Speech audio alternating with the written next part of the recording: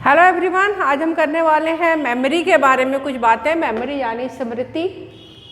सब लोग जानते हैं कि हम बिना चाहे भी कई चीज़ों को याद रख पाते हैं और कुछ चीज़ें हम बड़ी कोशिश करते हैं कि हम उसको याद रखें मगर हम भूल जाते हैं। और हम पढ़ना चाह रहे हैं मेमोरी लेवल का टीचिंग मॉडल, तो उसके लिए आपको बहुत क्लियर कॉन्सेप्ट होना चाहिए कि मेमोरी असल में क्या है। बहुत बार आपने सुना होगा, लोग अक्सर ये सवाल पूछते हैं कि हम कितना याद रख पाते हैं। मेमोरी के लिए हमारी माइंड की, हमारे ब्रेन की अनलिमिटेड कैपेसिटी होती है, क्योंकि मेमोरी कोई भी फिजिकल स्पेस नहीं रहती हमारे ब्रेन में, इसलिए मस्तिष्क बहुत सारी चीज़ों को याद रख पाता है और बहुत सारी चीज़ों को भूल भी जाता है। आज हम पढ़ेंगे कि किस मेमोरी को हम श्रेष्ठ मेमोरी कह सकते हैं या श्रेष्ठ स्मृति कह सकते हैं, जो गुड मेमोरी क्या होती है, और ये भी जानने की कोशिश करेंगे कि हम मेमोरी को कैसे बढ़ा सकते हैं। तो सबसे पहले एक डेफिनेशन ले लेते हैं, डेफिनेशन बाय रायबर्न। तो रायबर्न ने क्या कहा है कि मेमोरी क्या है? Memory is power of our mind. Memory is power to store our experiences, यानी जो भी हमारे एक्सपीरियंसेस है, हमारे अनुभव हैं, हम उसको मस्तिष्क में स्टोर करके रख सकते हैं, यानी ये हमारी एक कॉग्निटिव एबिलिटी है। And bring it back to the field of consciousness. जब भी हमारे साथ कोई एक्सपीरियंस होता है, उसकी याद कुछ समय तक हमारे मस्तिष्क में बनी रहती है, धीरे धीरे हम उसको भूल जाते हैं। भूल जाने का मतलब क्या है कि कई बार वो जो याद है, स्मृति है, वो हमारे सबकॉन्शियस माइंड में चली जाती है। ज़रूरत पड़ने पर हम सबकॉन्शियस माइंड से वापस उसको कॉन्शियस माइंड में ला पाएँ, तभी हम उसको स्मृति कहेंगे। To the field of subconsciousness, and this should happen sometimes after the experience has occurred। अब ये बहुत क्लियर करता है कॉन्सेप्ट को कि memory it is our cognitive ability, ये हमारे मस्तिष्क की एक पावर है जिसमें हम जो यादें हैं, अनुभव हैं, उनको अपने मस्तिष्क में स्टोर करके रख सकते हैं और ज़रूरत पड़ने पर हम उसको कॉन्शियस माइंड में ला पाते हैं कुछ समय बाद, जब वो एक्सपीरियंस पुराना हो गया है। तो इसमें से अगर किसी भी तरह से हम देखा जाए तो मेमोरी के बारे में हमें एक अच्छा कॉन्सेप्ट मिलता है। तो अच्छी मेमोरी क्या होगी? वो मेमोरी जिसमें हम एक्सपीरियंसेस को ज़्यादा आसानी से स्टोर करके रख सकें, या वो मेमोरी जो समय के अनुसार हम वापस उसको कॉन्शियस माइंड में ला सके, यानी उसको रिकॉल कर सके, या वो मेमोरी जो कि समय के अनुसार जस की तस हमें याद रहे, यानी वो किस सीक्वेंस में हुए इवेंट्स, किस समय पे हुए, किन परिस्थितियों में हुए, इन सभी चीज़ों को अगर हम याद रख पाएँ तभी हम उसको अच्छी स्मृति या श्रेष्ठ स्मृति कहेंगे, या कहेंगे that our memory is good.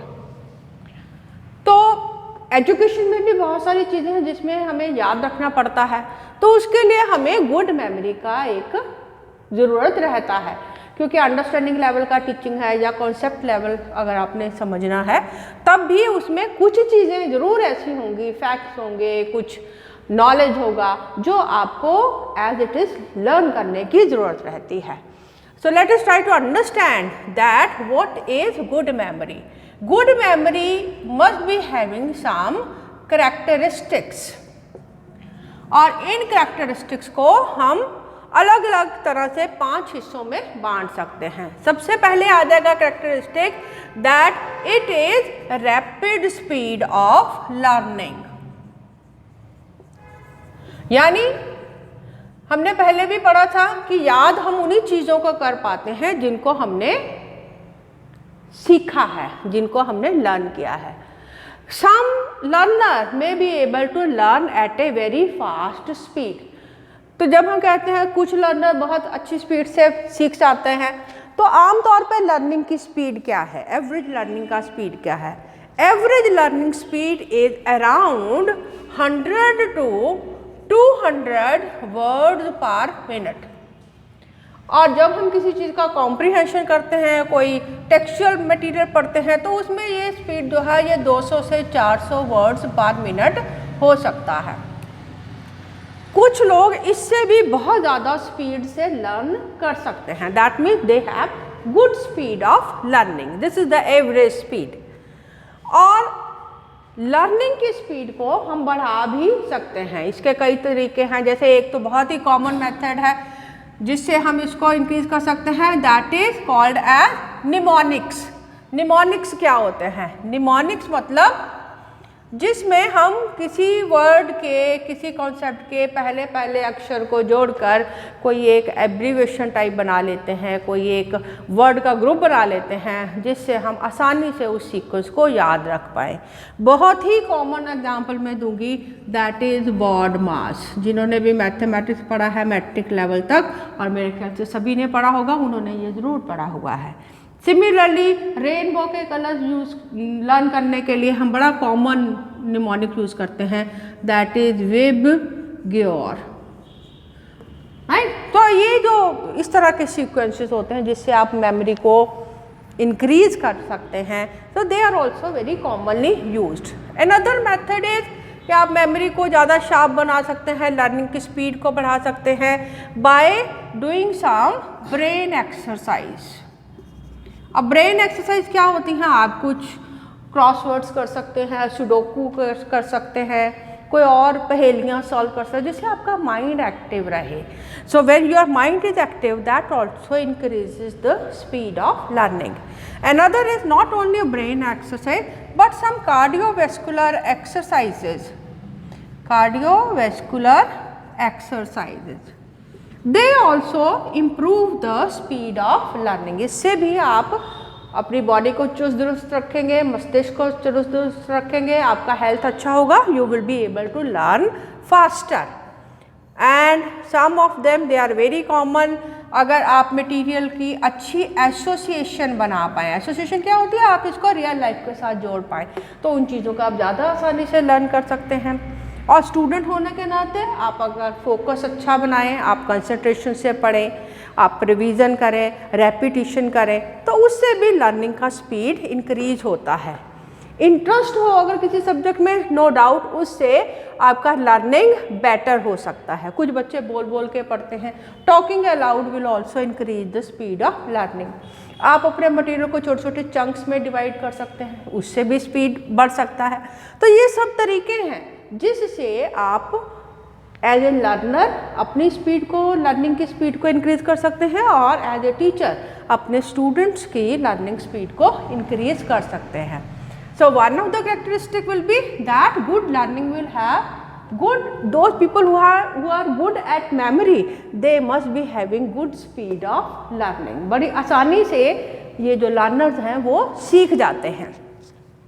Now let us talk about the second characteristic of good memory, that is stability or retention। अब कुछ लर्नर आपने देखे होंगे लर्न बड़ी जल्दी आसानी से कर लेते हैं, लेकिन भूल भी उतनी जल्दी जाते हैं। तो इसका मतलब अच्छी मेमोरी के लिए स्टेबिलिटी ऑफ लर्निंग भी होना चाहिए। आपको वो चीज़ समय तक याद भी रहनी चाहिए, और इसी को हम कहते हैं रिटेंशन।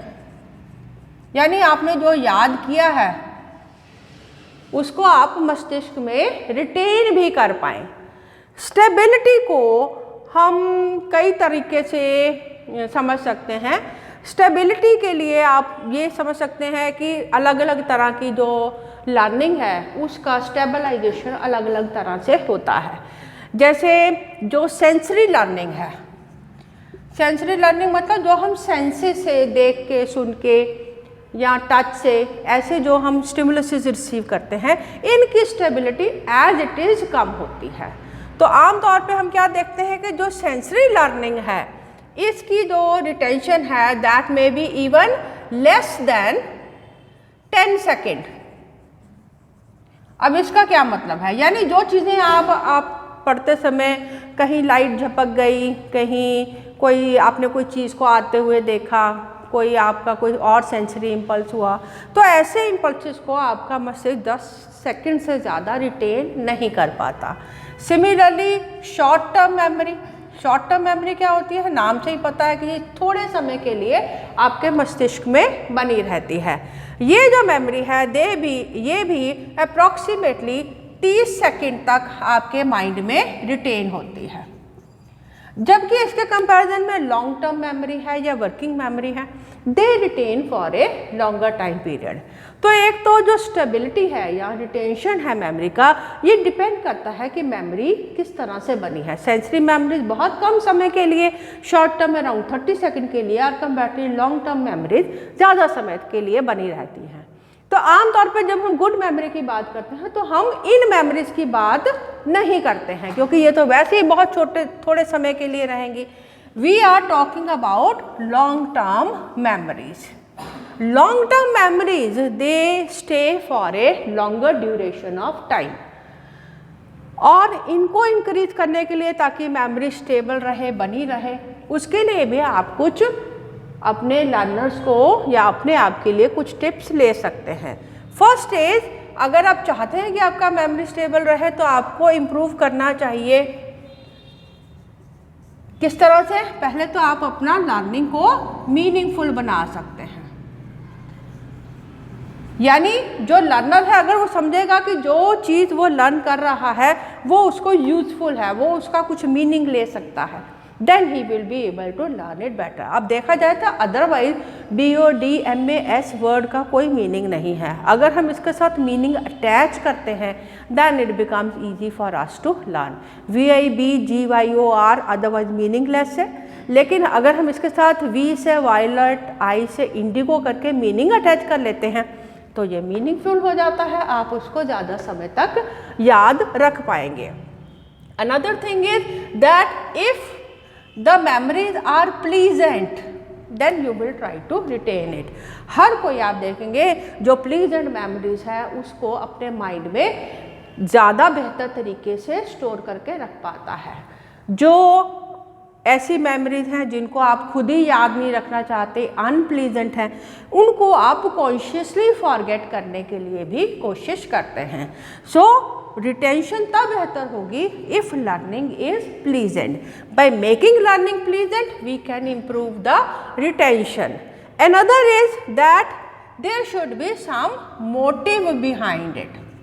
आप क्यों सीख रहे हैं, आप उसको किस तरह से यूज़ करेंगे उस मेमोरी को, आपका मोटिव क्या है, that also will make the memory meaningful and it will stay longer. We can improve the memory by practice also। अब प्रैक्टिस यानी जब आप किसी चीज़ को बार बार रिपीट करते हैं तो उससे भी रिटेंशन इंक्रीज होता है। एक्सटेंसिव लर्निंग जो है that is more stable.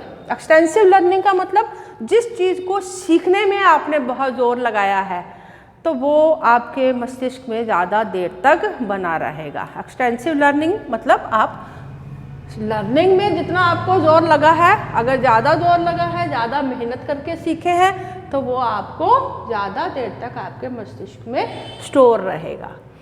But by all means stability of information और retention is very important characteristic of good memory. Third characteristic is recall. Recall मतलब जैसे हमने डेफिनेशन में पढ़ा था कि आप मेमोरीज को वापस से कॉन्शियस माइंड में ला पाएँ, that is called as recall. Recall और it should be rapid, rapidity in recall.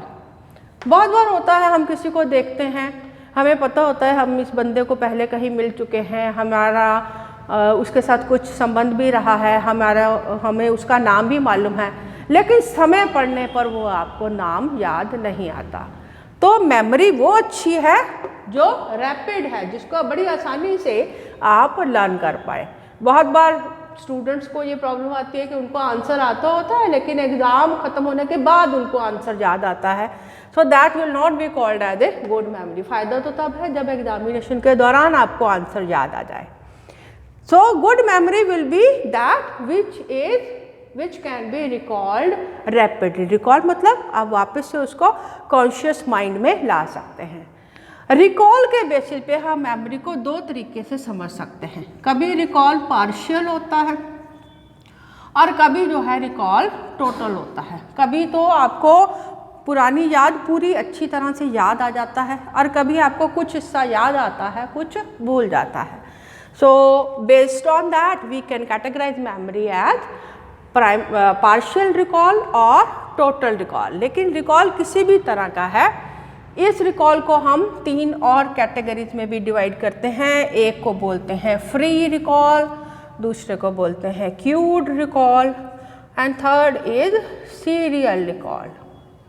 Free recall मतलब आप अलग अलग चंक्स को अलग अलग भी आप रिकॉल कर पाते हैं। क्यूड मतलब कुछ इशारा मिल जाए, कुछ पर्ची मिल जाए, कुछ थोड़ा सा आपको कोई आपको क्लू मिल जाए उस चीज़ का, तो आप उसको ज़्यादा आसानी से याद कर पाते हैं। सीरियल मतलब जब आप किसी चीज़ को सीक्वेंस में रिकॉल कर पाते हैं। जैसे बहुत सारे बच्चे मैथमेटिकल टेबल्स को सीरीज में लर्न कर लेते हैं, लेकिन अगर बीच में से कोई एक अलग से पूछ रहे तो वो उसको याद नहीं कर पाते। तो ये भी तरीके हैं रिकॉल को कैटेगराइज करने के, that it may be free, cued और serial. Now the point is how to improve the recall.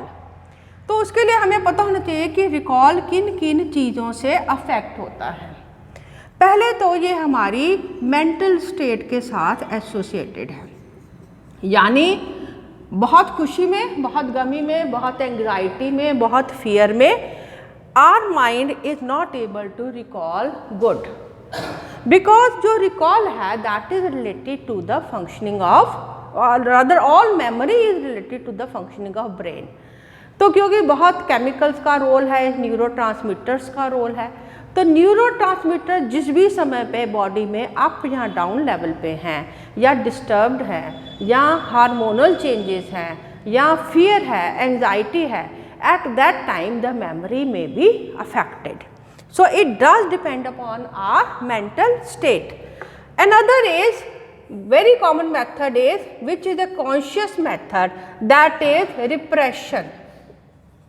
कुछ मेमोरीज ऐसी हो सकती हैं जिसको आप खुद ही रिकॉल नहीं करना चाहते, आप कॉन्शियसली उनको सप्रेस कर देते हैं, that is called as repression. That may be related to some bad memories. तो बैड मेमोरीज क्योंकि रिप्रेस कर देता है, हम कॉन्शियसली उसको रिप्रेस करते हैं, इसलिए भी उनको रिकॉल करना आसान नहीं होता। Another is that there may be certain blocks. Blocks में भी created due to similarity of two event. जैसे एग्जाम्पल के तौर पे कई बार आप किसी मेमोरी को रिकॉल करते हैं और आपके मस्तिष्क में, कॉन्शियस माइंड में उस समय दो तरह की मेमोरीज कन्फ्लिक्ट करती हैं और कोई एक मेमोरी उसको ओवरराइड करने की कोशिश करते हैं। एग्जाम्पल इज आप किसी पर्सन के नेम को रिकॉल करने की कोशिश कर रहे हैं, तो आपके दिमाग में उस समय पे कोई दो नाम आपके दिमाग में आ रहे हैं और दोनों जो नाम हैं वो एक दूसरे के साथ इंटरफियर कर रहे हैं। सो that will be affecting the total recall of the memory. तो इसमें अगर कोई आपके, जैसे कई बार डेफिनेशंस होती हैं, तो कोई दो एजुकेशनिस्ट की डेफिनेशन होंगी तो बिल्कुल क्लियरली याद नहीं आ पाता कि ये किसकी डेफिनेशन है।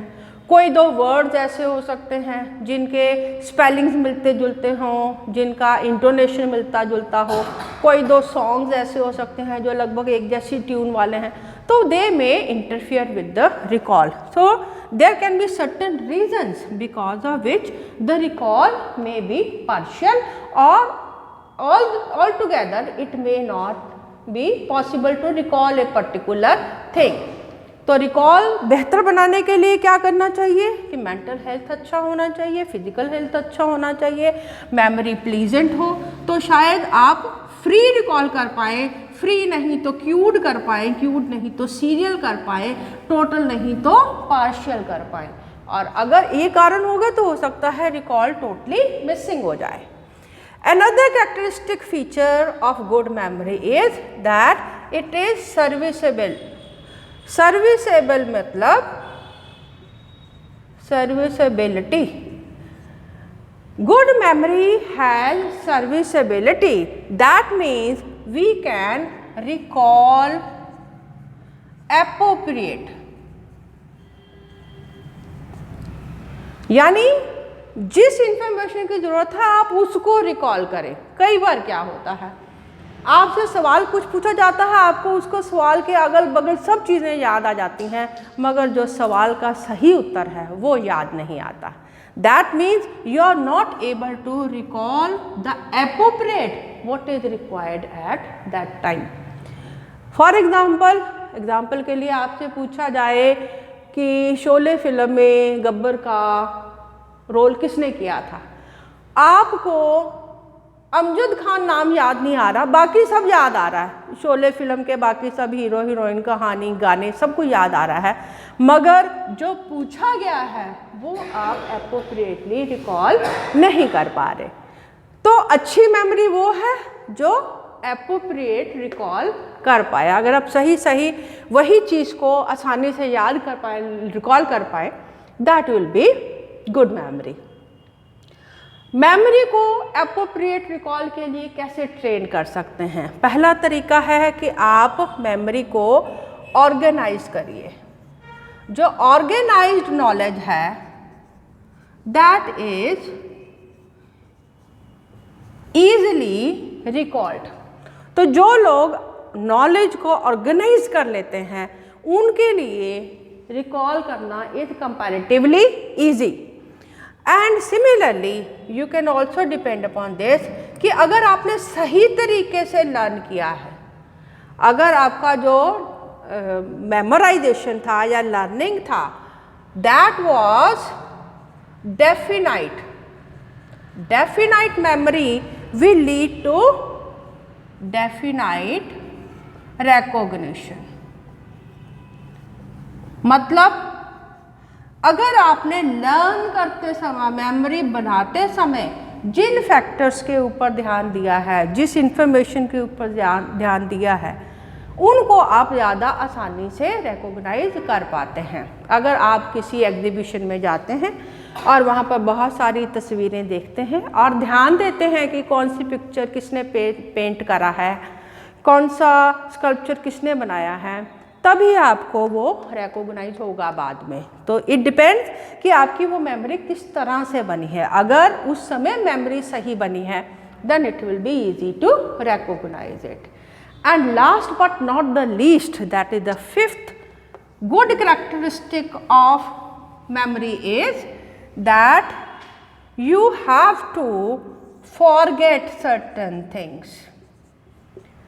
So forgetting irrelevant is also important. मस्तिष्क की कितनी भी कैपेसिटी हो, जो चीज़ें इररेलेवेंट हैं उनको फॉरगेट करना is also very important. Forgetting नहीं हो पाए तो आप सब चीज़ों को अपने दिमाग में स्टोर करते हैं। फॉरगेटिंग के अनुसार मेमोरी की दो लर्निंग कंडीशंस बनती हैं। One is called as hyperthymesia and the other extreme is amnesia.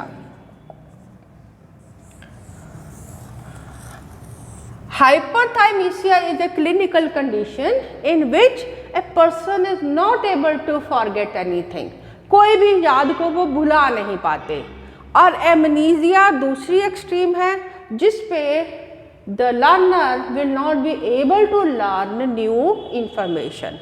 यानी जब हम स्टेबिलिटी की बात करते हैं तो स्टेबिलिटी के साथ साथ प्लास्टिसिटी ऑफ माइंड की भी बात करते हैं।